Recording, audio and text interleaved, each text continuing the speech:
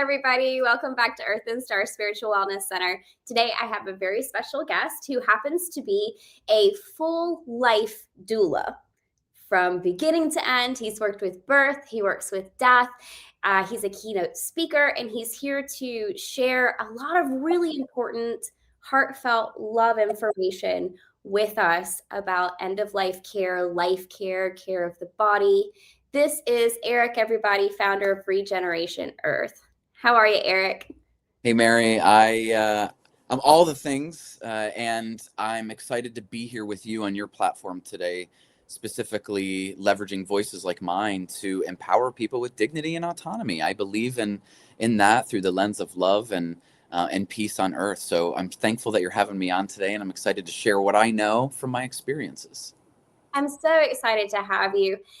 We've had a conversation before, and through all our connection and the stuff that you put out, one thing that I have found super important is that death is not just something that happens to us. It's something that we can meet with awareness, with dignity, with choice, with empowerment.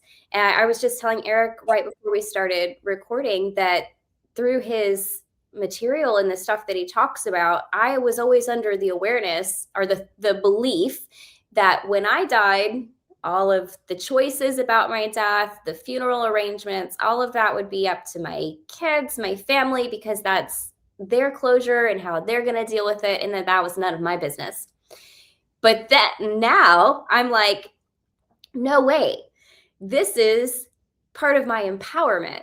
This is part of my personal power. This is one of my life choices that I get to meet. This is one of the most important life choices besides my birth, which I didn't have a whole lot of control over at that time.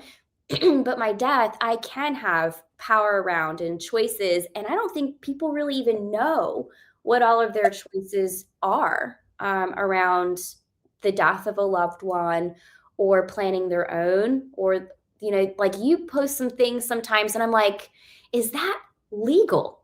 Like, can we actually do that? Because people just don't know. So when it comes to burials, green burials, end of life care, what are some things that you can tell us that can help us be more empowered to make those sorts of choices? Yeah, with anything in life, nowadays, there's so much information out there. It's important to research. As you noted, you hear so many things online, or you may hear something at a coffee shop or from a friend, but it's important to understand what is the truth versus maybe what you have heard. And laws can vary state by state, city by city. So where in one state human composting might be a service that could be offered instead of casket burial, it might not be legal in another state. So I would encourage at any time you hear something, do some research. A quick Google search can tell you what is legal in your county, in your state, or like my family, they have their burial plots in another state. It's easy to research and find out the facts rather than dealing with potential anxiety from hearsay. I know in my personal choice, I'm going to be buried in an organic shroud and put into a hole in the earth. And I have people tell me all the time, well, that's not legal where I live. And I say, well, call your cemetery, call them and ask them, and just get clear. Because if we're just talking about it, it's not doing anything for the sake of feeling that peace around being able to make a choice surrounding what you want with your body when you died. So that's probably my biggest thing, is do the research, check it out. It changes from state to state, city to city. And it's important to understand what is and what is not legal where you live, or even in the cemetery with which you already have your burial plot. Well, it's interesting because I always thought that we had like two choices. You can get embalmed or you can, cremated, right? I always thought those were the two choices. And then I'm like, they can just put you in the ground, because that's really all I want. I just want to be put in the ground. And most people say that too. They're like, well, wait a minute. But what happens is you die and then your family makes the choice, or you're stricken with, God forbid, a tragedy, and you're making the decisions quick. when you don't even remember that time period of your life because there's so much happening in your brain. You're trying to make the calls, you're trying to update these people that you don't even know. And so you revert to everything that we've always been told rather than actually what is. And there's actually in Colorado, there's 5 choices. And in many places, there's more than just the 2 that you name. So you can be embalmed in a casket. You can also be unembalmed in a casket. But most of the time they'll require that. And that's for money. So embalmed in a casket, flame cremated. I'm a certified crematory operator. So when we're talking about earth-friendly practices, though, in this lens of green herb burials, there's a lot of CO2 released in a flame cremation, equivalent to a few 100-mile road trip in a car per body. And we can talk about the practices. In my eyes, many times flame cremations and flame crematories are not very ethical spaces. And then there is water cremation, which began on farms. That is alkaline hydrolysis or water cremation. That's legal in about 50% of the US. It's really starting to take off, legal in a lot of places. And then we've got human composting and natural burial. So what we just talked about was natural burial, where just put me in a hole, just put me in the ground. And sometimes people's religious or beliefs prevent them from doing just that. Sometimes people's burial plots prevent them from doing just that. I know for the one that I was talking about and regarding my parents earlier, they do not allow that in their cemetery. And somebody would say, well, why? Follow the money. It's very simple at this point, and we don't need to even ask the questions anymore. It's simply about money. And within casket burials, most of the time they also require a concrete vault. So your casket does not ever touch soil, ever, at any time. It's in a concrete vault in the ground, which is an additional line item on the invoice that the family receives or the estate receives after the burial as well. And so sometimes people are like, well, they're in the ground, in the earth, in the dirt. And many times these caskets are not even touching, they're not even touching the soil. Interesting. So there's so many different ways to look at this. I'd like to, I'm going to come back to human composting because that sounds crazy in just a second, but I do want to back up because we just jumped in the deep end like I like to do because I'm that person. I like to throw it over the edge. Since we're talking right now mostly about like end of life care and green burials and maybe even care for elders and getting into this crone space, this end of life space, what is a death doula? Good question. And I feel that because of so many programs that are out right now, that it might be explained in a different way. A death doula, simply put, is just somebody who cares and is providing space through safety and education for families and their loved ones at the end of their life. In my lens, a death doula does it all. So A to Z does it all, and probably includes birth. But death doulas are not new. When communities in America, we'll talk about our culture specifically, weren't so siloed and separate, we were together. And we always had people in our communities who held that space. And even before that, we had people in our families. Because that was how our communities thrived. We had somebody caring for the women as they were delivering these entities here into Earth, and we also had people that were caring for them as they transitioned out of this space. But as our culture shifted, and as we became focused on jobs and making money, we delegated those jobs out to our healthcare practitioners who are not there to necessarily do that. They're there in serving roles in different spaces. And so this death doula role is now this, there's a lot of hype around it right now. There's a lot of people talking about, I've had this calling to being a death doula. And in my opinion, we're all death doulas. As human beings, we all have the capacity to love and to listen and to hold space for the unknown, things that we're not so experts at. And so a death doula is somebody that is brave and courageous, that is willing to say, you know, I'm not exactly sure how this is going to look, but I do know that death is very easy. You just die. And sometimes we need support after our loved ones or the community members transition because we don't know what to do with our grief. We've never been told that that's okay, or that that's normal, or that it looks like this. In public education here in the United States of America, children can be shot and killed in classrooms, and then we forget about them. And then we get looked at weird, people like me, when I say death should be taught before reading and math.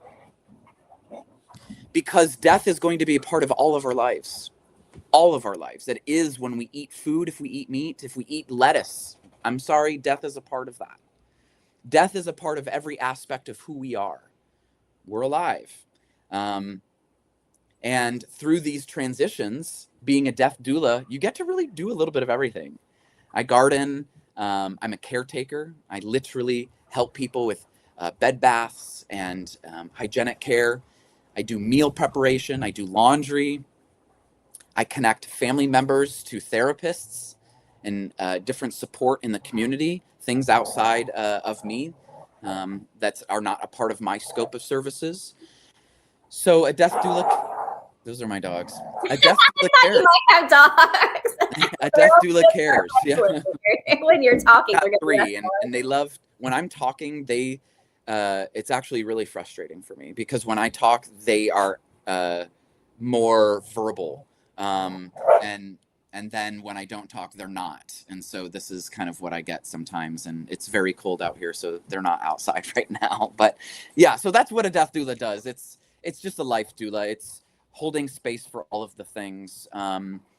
For all of the things, but day to day it can look more like death. It can look more death specific, but sometimes it's just advocating for education. What are green burials? What are home funerals? Those types of things. That's beautiful. And that's something that I've brought up recently is that death is a lot of different things. When we think of it, we think of a person actively dying, but it means so much more than that. It can be about honoring your food and the meals that you have coming. It could be about somebody moving away. And you even said it before we started recording. You're like, I'm dying all the time, every day, all the ways. Like this is part of life because death is sometimes just letting go and going through our natural cycles where we're up and then down and letting go. This death and rebirth cycle that we go through throughout our entire lives, not just at the end of life as well. And that's something that it sounds like you're pretty passionate about, as well as communities. I've seen some drawings that you've put up around community type living. Is that right? Yes, it's what is being built here in the eastern part of the US right now. It's a community that I've envisioned. There's so many communities around the world going back, forever since we've been here. And there are some similar ideas to what I'm doing as well. But I think in this search of understanding these gaps and, why is mental health skyrocketing? Why is disease skyrocketing? And I think part of that is because we're so separate from one another. And if we can bring this scattered, fragmented pieces of society back together as a piece, we have this Mandalic idea, this wholeness. We have everything that we need. And then therefore, I believe naturally our health starts to flip again, where we can go back to having a life of ease and having a bit more simplicity in our day-to-day interactions. And so I'm a doer. I have sacrificed pretty much everything in my life and given everything in my life to pursue this. I'm sitting in a 192 square foot tiny home as we speak. And I will be calling in elders and folks who are geared towards that elder mindset. That's really what we're looking at now, is this elder mindset here, being able to support folks who are in their elder years, maybe don't have family, maybe need 24/7 support, and bringing them here, and then slowly going backwards and building the community back again with our elders in mind. How can we get people involved with care? And so that's what I'm building here. And there's a lot of really energetic pieces that are coming together right now to make this, to bring it from the dream state into the reality. And it's happening, and it's really wonderful. It's really, really wonderful. How can we support you in that? I'm curious. Yeah. Aside from people seeing you, how can Yeah. we support you in that? Because that's one of the biggest things that I find a lot of the time with my clientele is they can get support and love from me or for themselves when they reach a certain age. But our community nowadays is not really centered around our elders anymore. We don't hold them in that space of honor and respect. We don't care for them ourselves. Our community doesn't care for them. It's almost like they're sent away or they're alone or they have to figure things out on their own when they are the knowledge, the crown of the family. They are the crowned ones of the family and should be treated with honor and respect in that way. So we need to get back to that. So I have so many questions about how to care for elders and how the elders can feel empowered in their end of life care. But just right now, how can we and all the people watching this support that mission of building that space and creating that community? Yeah, if there's the first thing is money. I've bought the land. I've got the land. We have the infrastructure for septic and electric. The next steps are money to be able to get this plan together, to work through permitting, application processes, all of those types of things. But the second thing is, what are you good at? Because all of those pieces will need to be put together here on the land in order to make it thrive. And I'll give you an example.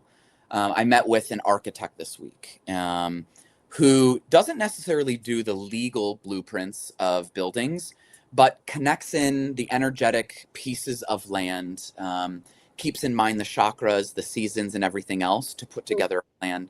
And he's also an incredible artist as well. Things like that. Are you an engineer? Have you built large places and large residential homes before? Um, you know, I'm really holding the money piece at the top because if I were to get $1 million today, I can immediately move forward with so many pieces that are just waiting until I have that money. And so I do have full-time jobs. And all that's going back into the land here because I'm giving my whole life to this project, everything I am. I'm giving my car, I'm putting the land name in this, and I'm working with people in trusts and creating a trust so that if I die in the next few days or weeks or months before I can really step away from this project, that, this will be trusted into a space to continue this through that way. And so those are the biggest ways: prayer and meditation, holding this vision in your mind that this is how you want to die and this is how you want to age in a place and into a community like this.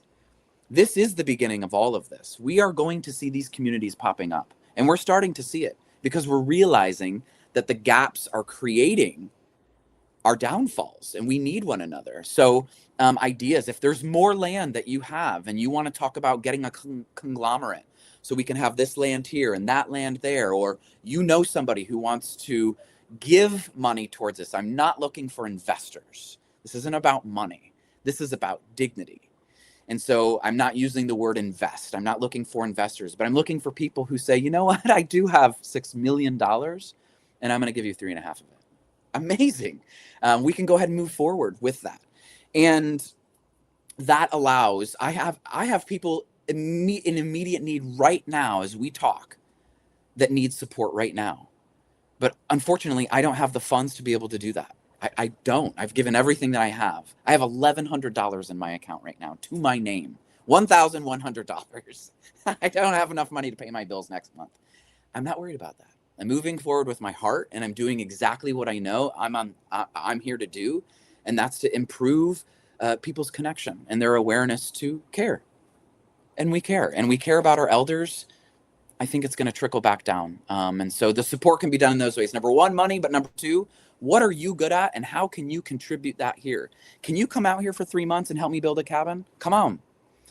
Do you know somebody in septic in Western North Carolina and you can send them out here and you got the cousin discount? Come on. You got $5 you want to send me to help for the goat feed? Come on. Because the goat milk is going to be what's into our kitchen one day that's going to be feeding these elders their cheese. The chickens are going to be the eggs that we use in the kitchen through our baking, and through the food that's going to sustain the nourishment here.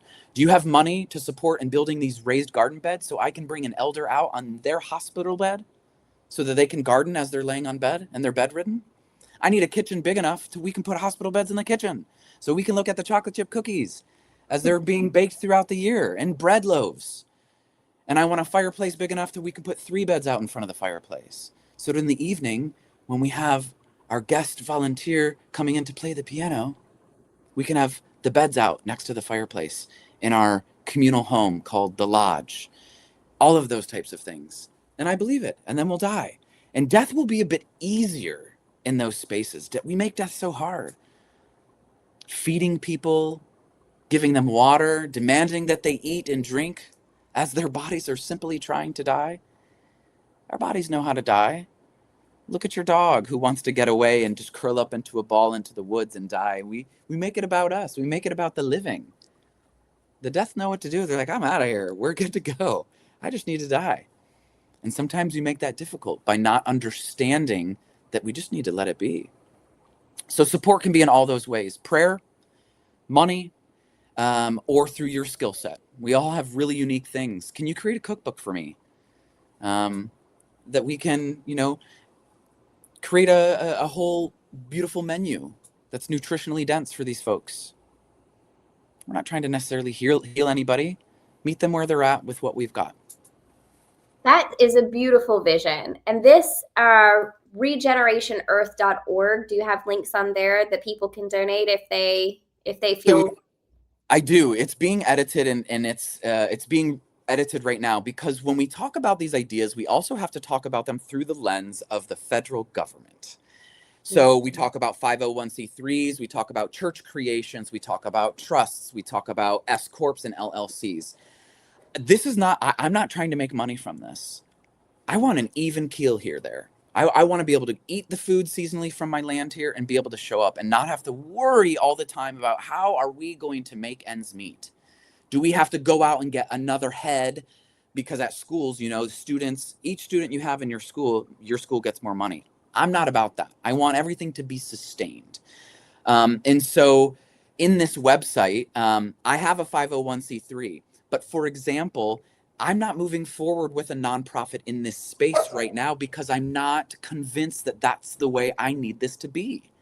As a sovereign human being, I'm trying to figure out how to fit into this system. And I'm not sure what those literal dynamics look like right now. And so the website is being edited as we speak. There are ways to give on there. There's ways to contact me directly.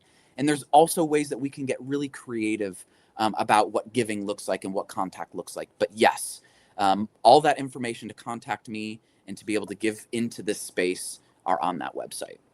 Beautiful. And your vision seems beautiful. Like if I were in that space, that feels like a place I would want to be. What makes this space very different than a nursing home, other than it's in a sustained living nature kind of space? Yes. This is a conversation that we could certainly talk and spin many podcasts off of. But I think when we begin to talk about, we look at the nursing field, for example, nurses become nurses because they care. They care. They want to be able to help people. And that's beautiful. What happens is the monopolies of our healthcare systems overwork and underpay our caregivers, our nurses. And so they begin to have this mentality where they just clock in and clock out. I got to care for a little bit and then I'm clocking out.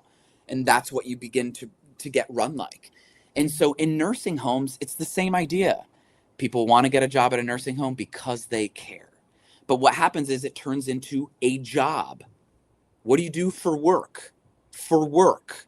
This is work. This isn't natural. This is my work. I'm putting on this hat to go care. Okay, thank God it's the weekend. Mm-hmm. And so what happens is we start to see these gaps. It's not because they're abusive and it's not because they don't care. It's because they're tired. And they've got a family too. And they've got a mom with dementia too. And they've got a son who's autistic and has a lot of needs to be met at home too. And they don't have healthy foods at their grocery store, so they're sick all the time. And it starts to wear them down. So what makes this model different than a traditional nursing home? Care. Care. And I've been in, I don't even know, many, many, many dozens and dozens and dozens, maybe hundreds of nursing facilities. I've never been in one where I would put my mother or father. Never. Not one. And if what's coming for you right now is regret or, well, my mom's in a good home, this is not personal. I'm just sharing my experience. Not one nursing home that I have been in would I put my mother or father. $8,000 a month and you're sitting in a soiled diaper for 3 days, unacceptable. $9,000 a month and your nurse forgot to give you a shower for 2 weeks, unacceptable. These are human beings. This isn't a new Tesla or the newest EV Honda where we are washing and waxing and vacuuming out our cars. These are human beings, and there is no room for lack of care in the basic needs of a dignified human being. And this should be the front page of every newspaper every day. We've had an elder crisis for decades in this country, and I've been yelling about it for a long time. I'm a lot quieter about it now because the yelling is getting nothing done. So I'm working. I'm doing the work. I'm just focused on getting what I can done. And I know there's so many people in nursing homes and assisted living facilities that care. I do know that. And what I do know is they're overworked and underpaid. Caregiving is a holy job. It's a daily ceremony of sacred opportunities with the people that you serve. $100,000 an hour. You should be making $100,000 an hour. You know? And what I will say is, in my model, the folks who I work alongside will never have to worry about working paycheck to paycheck. Will never have to worry about leaving work here when they go home. Because they'll be welcomed here as a part of this community. You want to move here with your family? Come on. You want to learn how to caregive for your mom? Come on. You can move into the lodge. We have a month-long opportunity for you to come in with the hopes that maybe mom can move back in with you. Because we also taught you how to figure out the arrangement of your assets so that you have the opportunity to do this, or how you can navigate the systems that have robbed you and your family of a legacy and the inheritance that you worked so hard to leave your sons or your daughters. Because that's what they're doing. It's the first thing they look at before you go into a nursing home is how much money do you have? And if you have too much, you don't qualify. So you have to spend down. It shouldn't be like that. This is not Harry Potter. We don't need tricks. We're human beings who deserve dignity and knowledge. And when we have the understanding and when we have the wherewithal around death, we can maybe ask the questions. When we know what our rights are and that we have rights, when we know that our next of kin own our bodies and not the hospital or their local law enforcement, we can make decisions. We can partner with attorneys to say, you took advantage of me. And this isn't right. Death is hard. I'm not saying that it's easy. Aging is hard. Look how many people get Botox and filler. We don't even want to look at anything related to aging. Nothing aging. Keep it away. And I think that's the problem. You're going to die. Who deserves forgiveness that you're not forgiving because of your ego? Have you even said, I love you? All of these questions come up when you start to realize I'm going to die. But instead, since many of us, many of them, you, we, they, are not looking at these questions, We can say, F you, I don't care. Or I'm going to cut this person off in traffic because it's about me or whatever.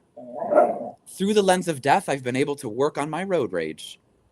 What if they're speeding because of a death right now and they forgot to use their blinker? I can't stand when people don't use their blinkers. I'm like, you're driving a murder machine. And now I'm like, grace, I can give the grace through the lens of death. You have a huge passion for all of this, for building this beautiful community with the elders as the core center. How can we better care for the elders in our family? What is it that they really need? How can we do that for them? Your ears, all they need you to do is to listen. Not listening to respond, but listening to understand. What is mom afraid of?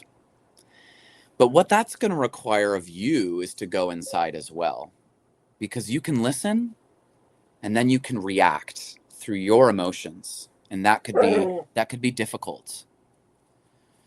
And so listening to the elders allows you to spend time reflecting and then making a move if you need to. I'm feeling scared about going to my doctor's appointment on Tuesday. I don't like getting my blood drawn. Okay, Mom, I hear that being around needles is something that you're really uncomfortable with. Can I go with you on Tuesday? And then maybe we can do lunch afterwards. I'd really like that, Eric. Okay. You're not telling them that the needle's not going to happen, or whatever. Or my dad just received a dementia diagnosis and I'm pissed. We don't even have any money. What is he going to do? He can't live with us. He doesn't even live with us as it is. His dog's getting out all the time. He leaves his car on. He left his burners on in the oven. I'd be pissed too if my dad got diagnosed with dementia. And it sounds like you're really concerned about his safety. It's just listening. And we can also do that with all of our relationships. So I think in this lens of how can we care for our elders, this is how we can care for each other. It doesn't take a village to raise a child. It takes a village to be a human being. And that's what we've forgotten in these siloing. No, we need the village. I need you. You need me.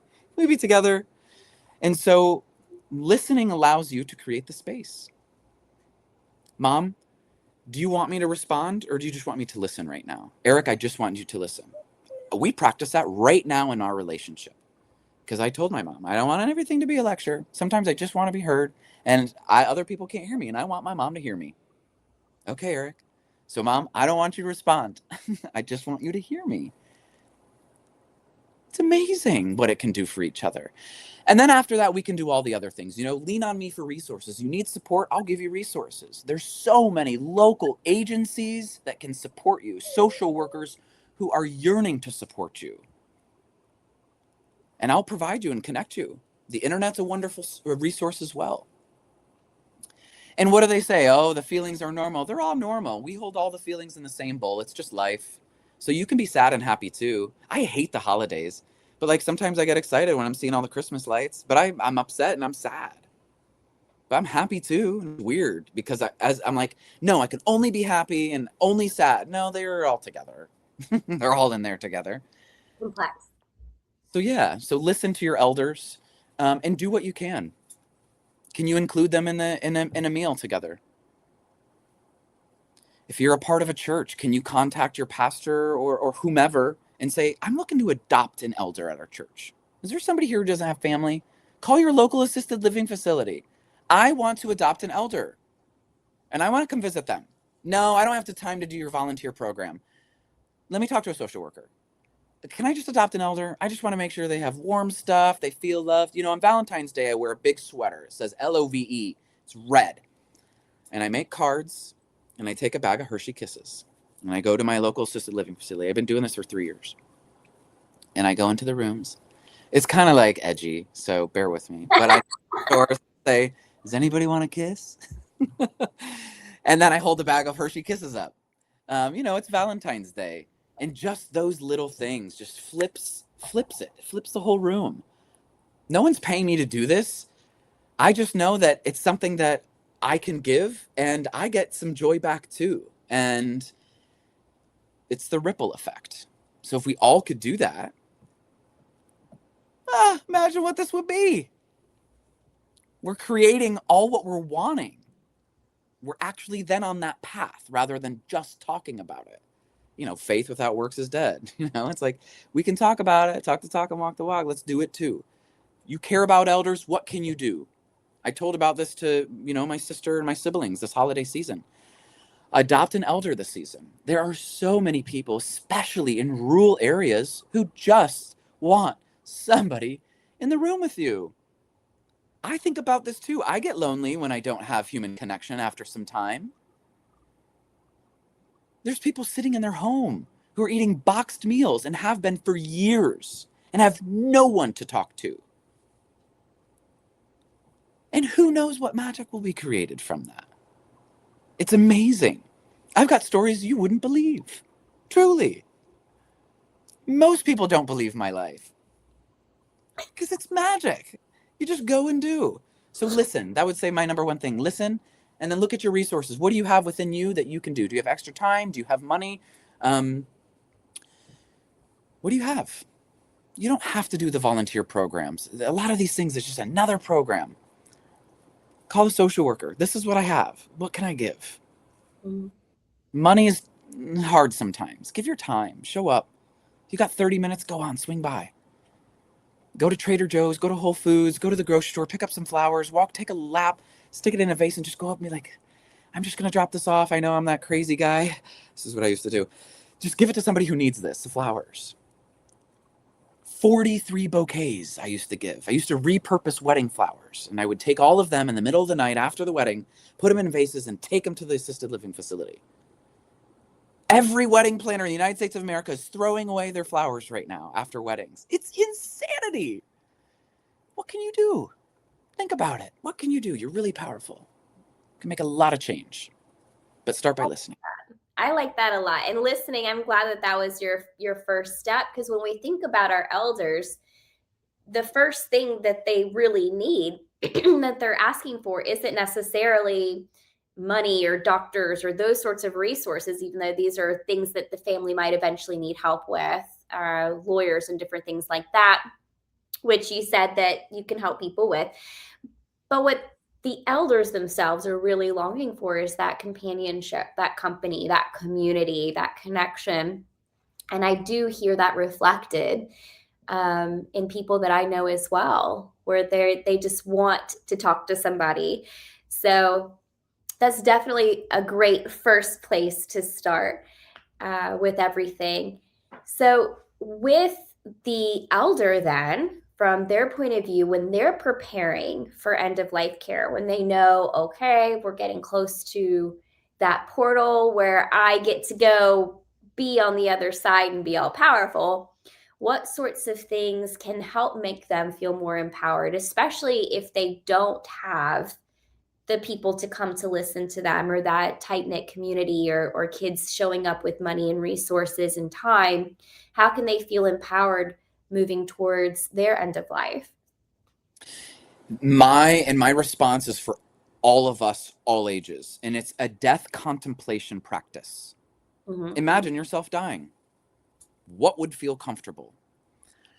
For many elders, they're not prepared, and there's a big conversation over this. Death can really create a ton of fear, or religion can create a lot of fear around death, and so that's something I'm not going to touch on here. But that's one big piece of this, is religion really makes death, in many cases, difficult. Because people are fearing of this fiery inferno that they might be going to. But as far as elders or anybody, what we can do is realize that there's really nothing to be afraid of. And maybe just through death contemplation, envisioning death, we can realize that it's not so scary. And so what we can do is make a plan. Make a plan. If you were to die today, what are all the things that you need in order to be like, okay, cool, I didn't leave everything messy and scattered? Because a lot of times people harbor that.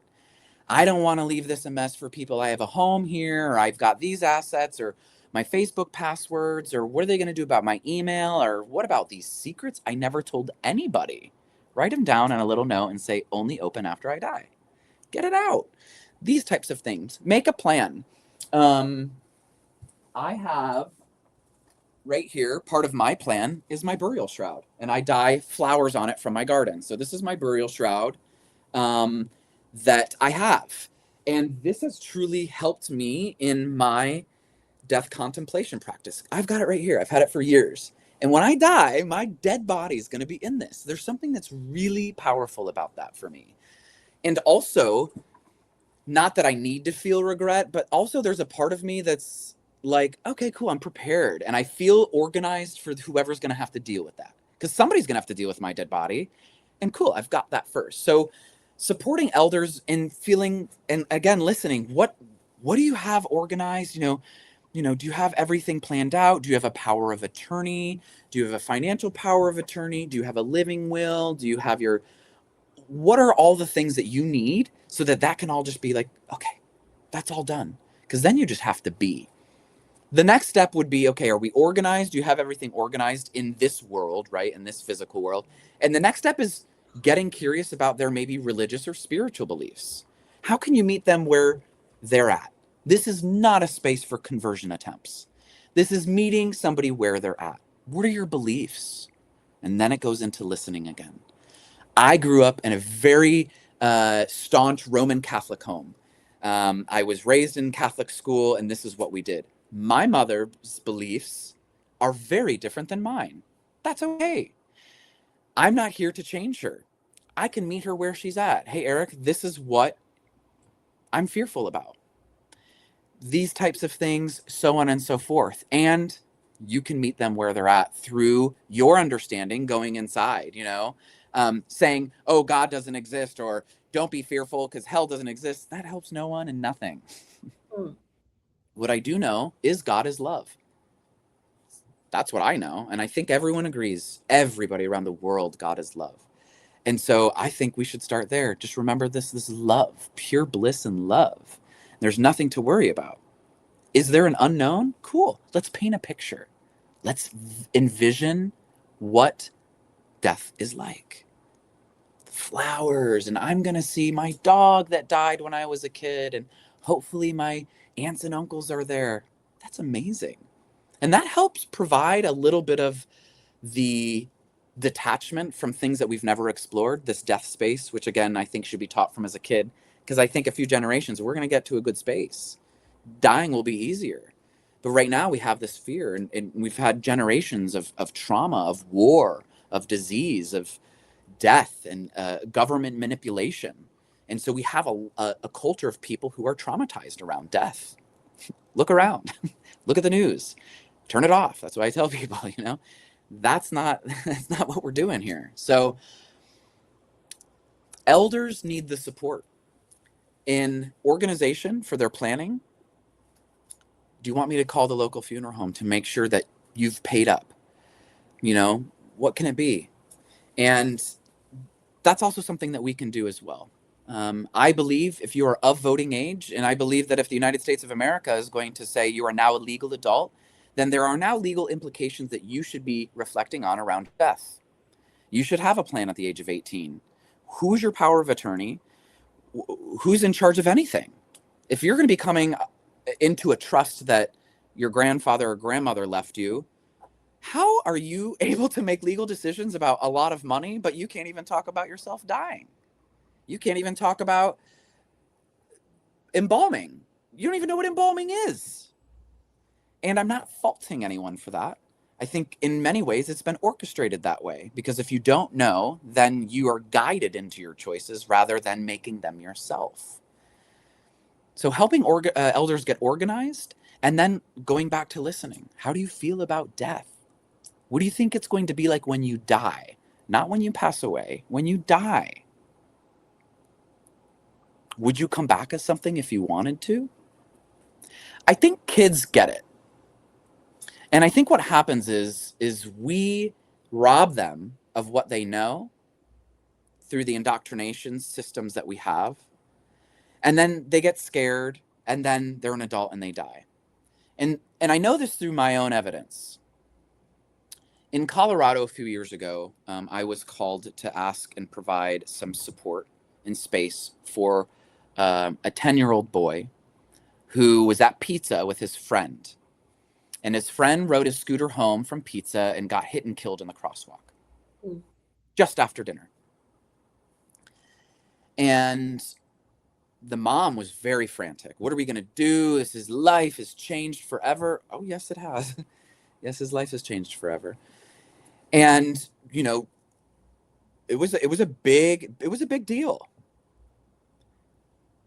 And in my first meeting with the boy, it was very clear that the boy understood he's dead. He's not coming back.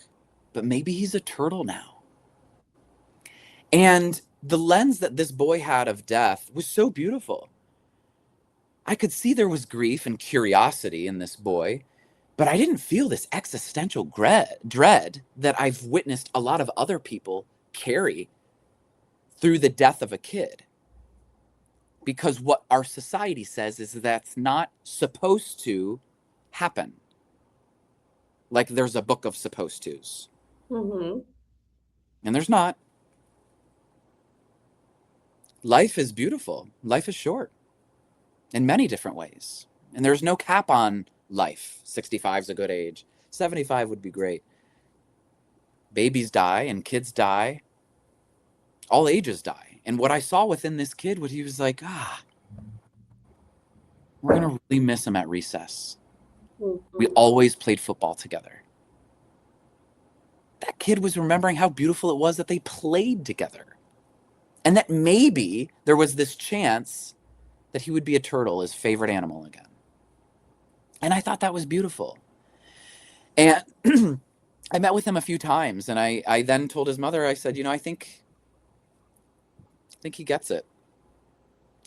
What could go wrong is an adult or a leader in this position saying, we need to meet with a therapist and get these counselors, and you're never going to be the same. Or what happens when we begin to seed these thoughts into our young minds? When I looked at him and I was like, sure, he will always remember his friend forever. And he also understood that death happens. And maybe that's why play is so important. Maybe recess should be a little bit longer. Maybe life should be recess. I think that fear, you touched on something there. Fear is one of the biggest factors that we have to be able to overcome to welcome death. And not just for the dying, for everybody to be able to be more loving and more playful.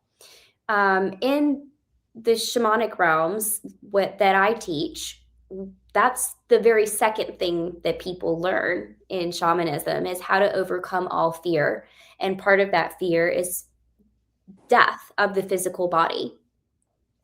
And when you overcome that fear, you're putting things in order. So here I have 20-year-olds putting things in order, meaning that they're creating a will, they're writing notes to their kids just in case something happens so that everything's organized and the kids know everything that they want them to know.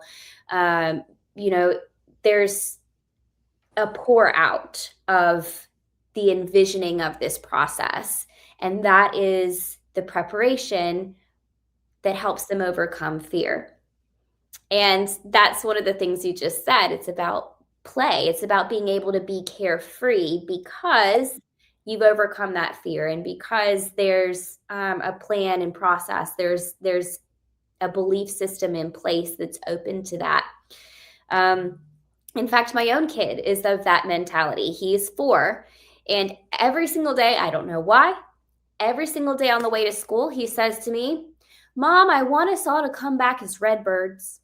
Or Mom, after I die, I'm going to come back as a mouse. Mom, I'm going to be an owl. Like every day it's something new. And I can see where certain people in my family would immediately try to shut that down. Well, incarnation isn't real, or you shouldn't teach him that thing, or why is he thinking about death? He's not thinking about death.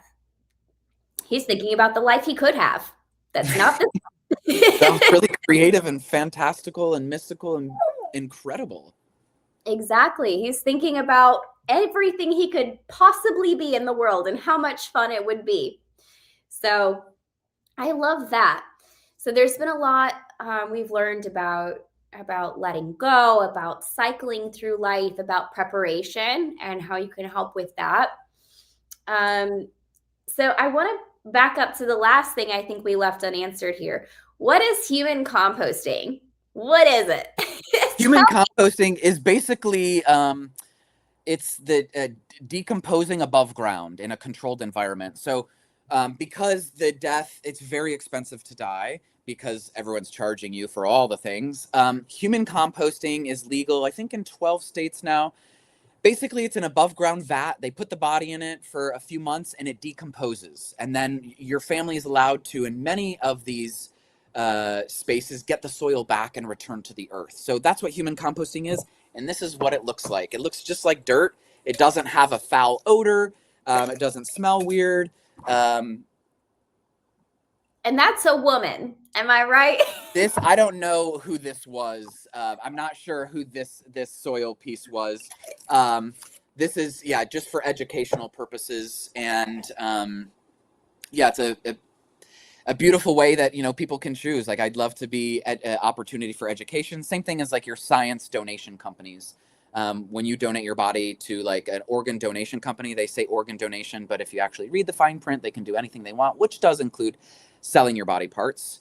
That's where these things come from. But yes, this is human composting. So it's just decomposed humans. And there's a lot of people who are trying to make it faster so that they can do more because you can make more money. And I envision a world where this doesn't have to happen and the bodies can just go into the ground because that's where everybody before us has gone, into the ground. And when you look at cemeteries, they're toxic wastelands. They are acres and acres and acres of horrible toxins that we are putting into the earth for our own consciousness and our own egos to sit inside the earth in these vessels. And it's very curious to me why in so many communities people are talking about our impact upon earth, but we're not ever talking about death. We're not ever talking about how harmful we are to the earth through death. But human composting is not. The least harmful option is the natural burial in a shroud just into a hole. And then it's human composting, and then it's water cremation, and then it's a flame cremation, and then it is casket burial. Casket burial is the most wasteful. And is that with the embalming? So I would say an embalmed body in a casket is the most wasteful, and then it would be just a casket. But embalming is just, it's a very violent process that is done, and the human body is filled with preservatives and liquids to slow down the decomposition process. And yes, in most scenarios, it's just in the casket in the concrete vault forever. But if that's not the requirement, these could be seeping into the earth, into the water table as well. And we know this through, we can test waters and see all sorts of chemicals related to some of these embalming fluids as well. Interesting. So just right here on the end of our time together, for the people, for the elders right now who maybe don't yet have that community support or even the support of their kids, who don't necessarily have the resources right now, who might be seeing this and longing for that connection, maybe being drawn to you for some help, what's something that you can give them, some note of encouragement or focus for them, a next step for them? The first step is being okay with yourself, I think. And I think that's a lifelong process. And so I'm not saying that if you just do this, then you're going to be ready for the next step. I think beginning a practice where you can be okay with being with yourself and you can play with the idea of death. How are you going to die? I think about it all the time because I'm going to die. And I'm like, shit, I don't know yet.